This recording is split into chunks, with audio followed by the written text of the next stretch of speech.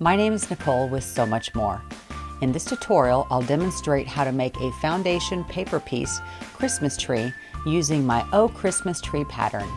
I know that foundation paper piecing can be overwhelming, so I will share my best tips and tricks to help take the confusion out of this technique. Visit my online shop to get your copy of the Oh Christmas Tree PDF pattern. While you're watching, if you see something that you like, give me a thumbs up and don't forget to subscribe to my channel. Let's get started with the tutorial.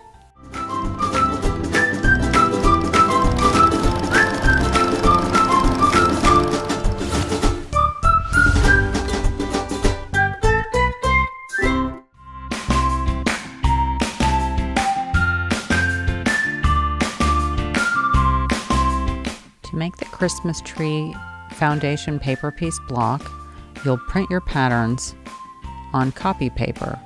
Take a look at the 1-inch mark and measure it with your ruler. I really like to transfer my copies onto foundation paper. I like the Perfect Piecing paper. It is really transparent and rips out easily.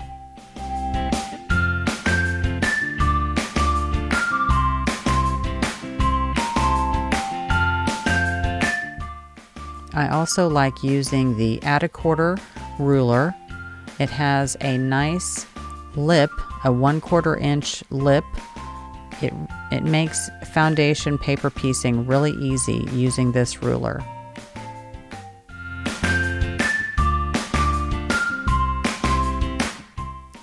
This set has 2 different sizes, and for this block I'm going to use the larger ruler. So this block, each of these blocks have 7 pieces, and we're going to start in numerical order. So block number 1 is the tree trunk and 2 is the back or the background. So to start the block, you're going to have block number 1 be right against the back side of your foundation paper piece pattern. And then you're going to put block number 2 directly behind it. I'm going to add a pin to keep that in place, and then we're going to sew the line between number 1 and number 2.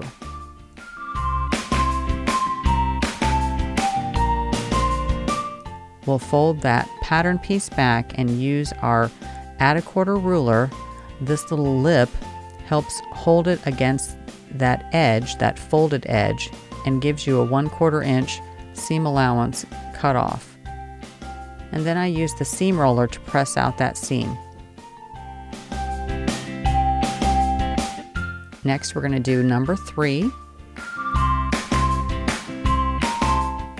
You'd think we'd put it right on top of number 3, but we're actually going to put it just on the other side. We'll be sewing our seam and then folding it over to number 3.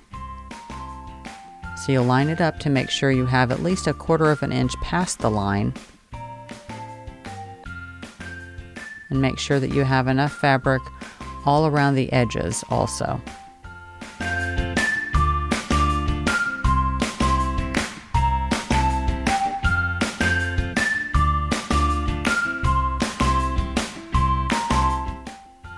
And we're going to fold that back and trim away the excess.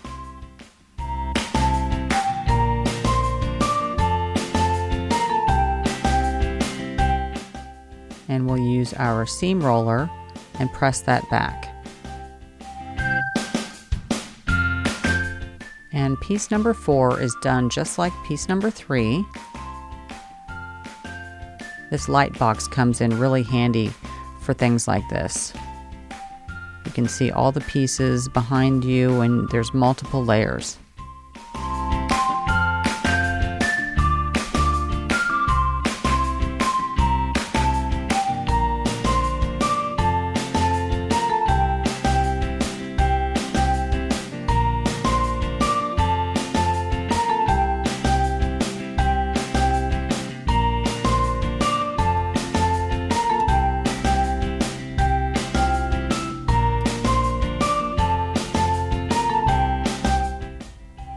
use my seam roller to press that seam back down.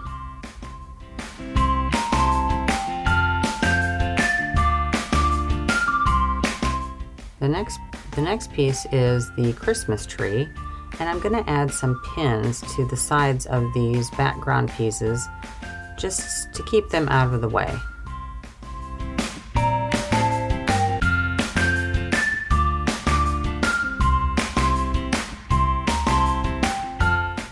Now I'm going to be adding some pins right to the sewing line, and this is so that I can, maybe you can call it pretend sewing. I'm just going to make sure that my placement is correct. I'll flip this out as if it's been sewn and double check that I have enough fabric covering all of the necessary places, and that looks good. So I'll take those pins out. I'll move them to a place that won't get into the way of the sewing needle, and then I'll sew that line.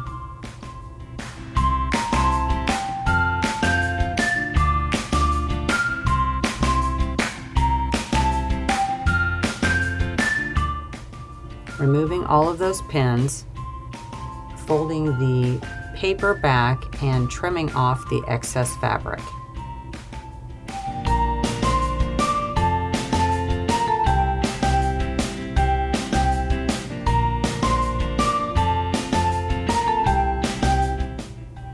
And because this piece of fabric is kind of large, I'm going to go ahead and put a pin right there in the middle just to keep it in place.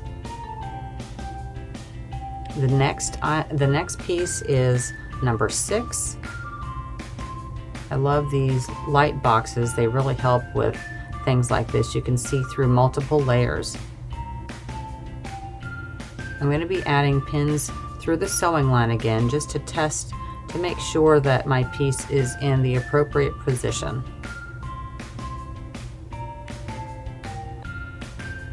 And what I'm especially testing for is to make sure that I have at least 1/4 inch of fabric outside of the exterior line. I'll need this at the very end of the assembly.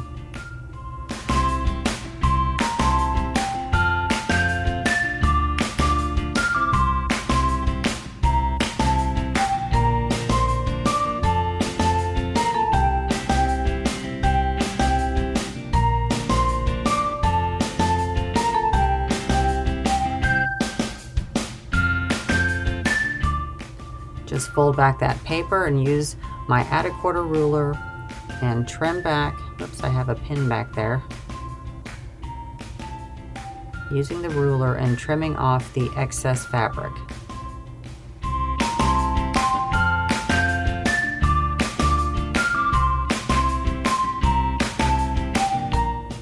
Now this is kind of a bigger piece of fabric, so I am going to use my iron and my wool pressing mat just to get that nice and flat.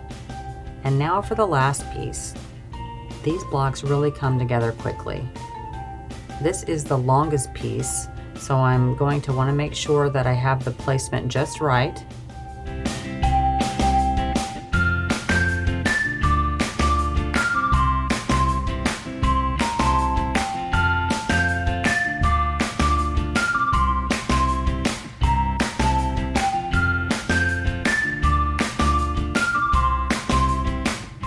And right there in the corner, it doesn't look like I'm going to have enough. I need to move that down just a smidge.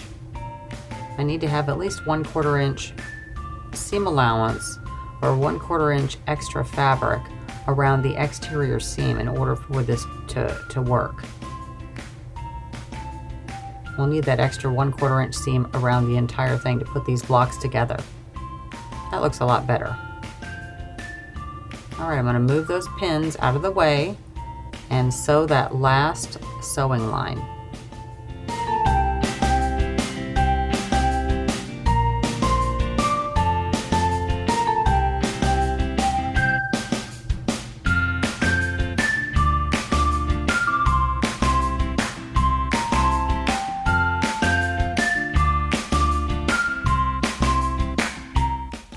I'm going to trim away that excess fabric, and then I'm going to give this a nice pressing.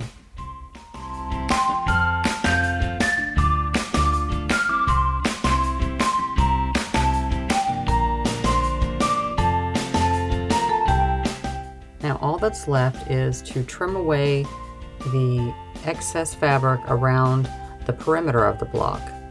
Now you're not going to want to trim right on the exterior line. You'll give yourself a 1/4 inch outside of that line. I'm using the add a quarter ruler for that. I can see the lip of the 1/4 inch mark.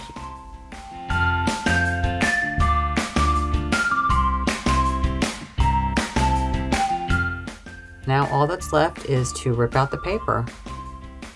Because the stitch length was 1.5, it really makes a nice perforation on the paper. And this paper is the perfect piecing paper, and it's a lot thinner than regular paper, and it makes ripping a lot easier as well. This was a super easy and quick foundation paper piece block. What a lovely little Christmas tree. Thanks so much for watching. If you like this video, be sure to give me a thumbs up and subscribe to my YouTube channel. If you sign up for notifications, you'll be the first to know about my next video. If you want more DIY, go to the link in the description and sign up for my weekly newsletter. Each week, I send you inspiration directly to your inbox. For more tutorials, head over to my website and Facebook group, where there is always so much more in store.